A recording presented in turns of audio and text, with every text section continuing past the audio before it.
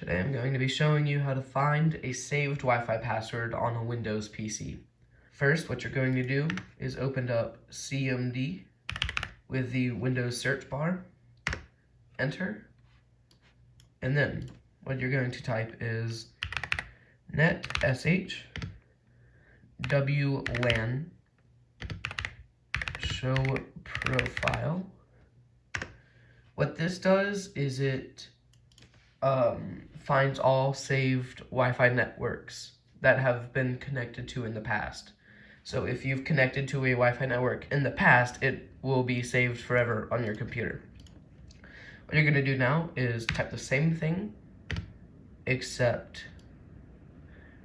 find the Wi-Fi network that you want to find the password to, copy it, in quotes, paste it, and then type key is equal to clear. And then what this last part does is it makes the pass key visible in plain text. Enter. Enter. Okay. Security settings. Yeah, go to the security settings. And then under key content, you're going to find your Wi-Fi password.